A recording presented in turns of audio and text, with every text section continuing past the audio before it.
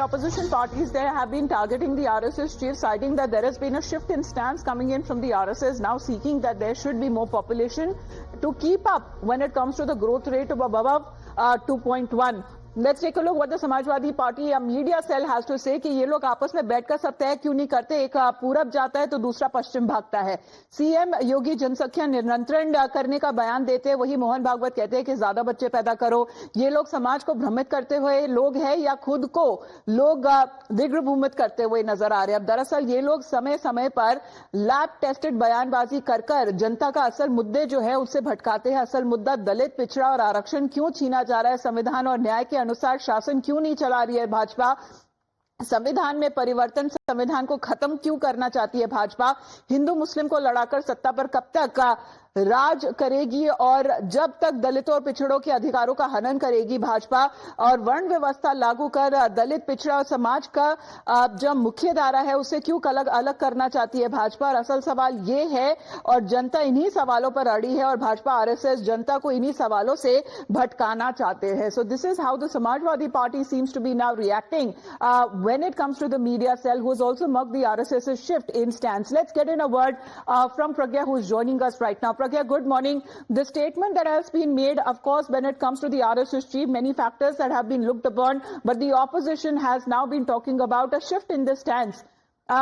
I'll just come back to you, Pragya. Manoj Yadav ji भी हमारे साथ फोन लाइन पर जुड़ गए हैं। मनोज यादव जी, आप जहां तक जनसंख्या को कंट्रोल करने की या बढ़ाने की अगर बात आती है, ग्रोथ रेट होता है जिस तरीके से अगर नस्लें आगे बढ़ती हुई जाती हैं तो देश की उन्नति और प्रगति उसी के साथ होगी। यही स्टेटमेंट तो आरएसएस चीफ ने दी। अब उसके ऊपर आपत्ति आप क्या बयान करेंगे?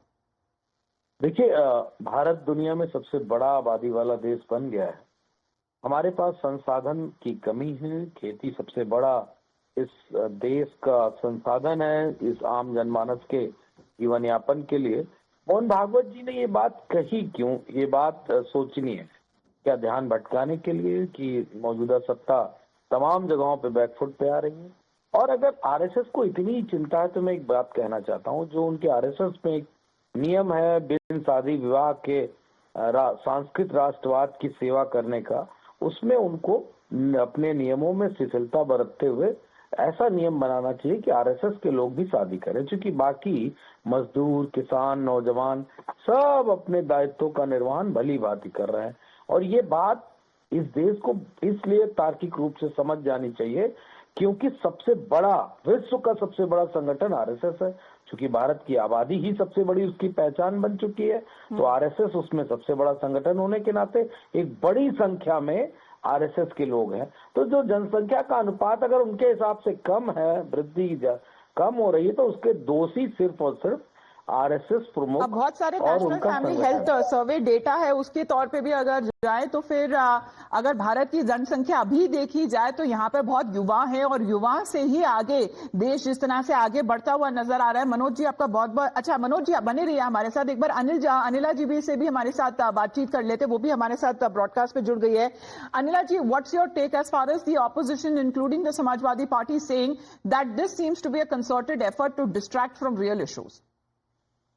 My Ram Ram to all, and I really fail to understand what is the definition of real issues of opposition.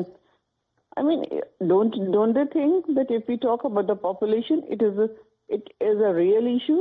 At least in today's date, we have become the most populous country of this world, and they think that it is not a real issue. Demographic unbalance is not a real issue. Everything is connected to this. Whether we talk about the infrastructure, we talk about health, we talk about education, we talk about employment. And if they do not understand such a simple thing, I really pity them. So I totally endorse what Bhagwat Saab has said, and it is a concern.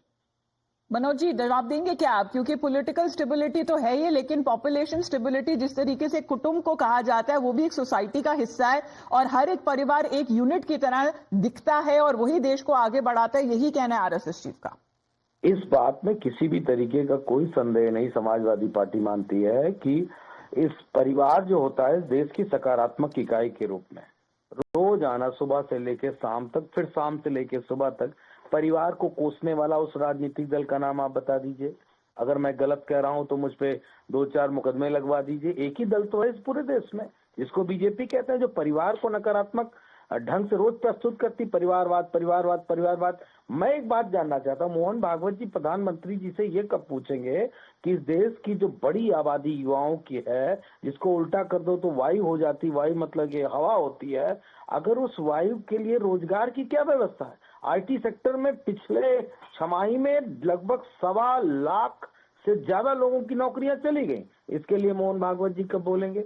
मैं तो पिछले 1 दशक से कहता चला आ रहा हूं कि मोहन भागवत जी का संगठन आरएसएस इस देश की समस्याओं पे कोई बात नहीं करता है, नौजवानों पे कोई बात नहीं करता है, सिर्फ सांस्कृतिक राष्ट्रवाद। अब तो परिवार नियोजन पे भी इनकी अपनी टिप्पणी आने लगी। भाई अभी हम हाल फिलहाल ये बात कहते हैं कि देश में पॉपुलेशन कंट्रोल जैसा कोई रूल होना चाहिए जिससे जनसंख्या विस्फोट ना हो। नहीं, एक दिन ऐसा आएगा कि इस देश की जो खेती बाड़ी है वो भी कम पड़ जाएगी। लोग आयात निर्यात रिसोर्सेज पर दबाव बनता है, ये कहना है ऑपोजिशन पार्टीज का। What do you have to say? Yeah, I just have to say yes, population is a concern. Again, I will say, I totally agree that population is a concern in this nation, but at the same time, I will say that demographic imbalance is a bigger concern, which has to be addressed, because history is the witness that whenever unbalance increases, so what is the end result of that? So I will say that population should be controlled, but in such a way that demographically balance is maintained.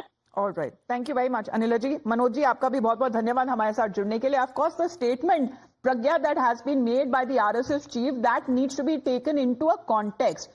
Because where he is talking about a kutumb or a family unit, he also has been talking about when it comes to if the growth rate goes down a certain point, then that would lead to the society to perish by itself. Well, Amita, I'll give you a context. Basically, RSS is a social organization, and they have been working on societies and the ills and also the problems that exist in the society. Because the society is not well, healthy, then it is a problem for the country. So RSS also takes stock of the changing situations and circumstances within the society. That is why they started this Kutum Prabodhan, where they focused on how you should focus on the family. Families are the foundation of the society. Now, where Mohan Bhagwat is speaking about a premises where there is a modern demographic studies which says that if your TFR goes below 2.1, then it is a problem for your survival. It's a existence problem. So this is exactly where his statement is coming from, that we need to have 3 children per family so that our generation can go on. And this is a problem that in fact the Western societies are facing today. They have older population, but they don't have younger population because people have decided to not have either children or have only one child. So that is also a problem when it comes to the family as a unit and as a functionary model in the society. Right. So this statement has particularly... So it is not about today, it is about the coming generations as well as what is being pointed out and highlighted by the RSS chief, saying that there have been many languages and cultures that have already disappeared because of this issue, and thus it is essential to maintain a fertility rate above 2.1, emphasizing that kutumb or a family is an integral part of society and every family serves as a vital building block. We'll get you more reactions on that. Thank you very much, Pragya, for joining in. You're watching the Morning News Hour. We will be back after a very short break. Don't go anywhere. Lot more lined up on the other side of a short break.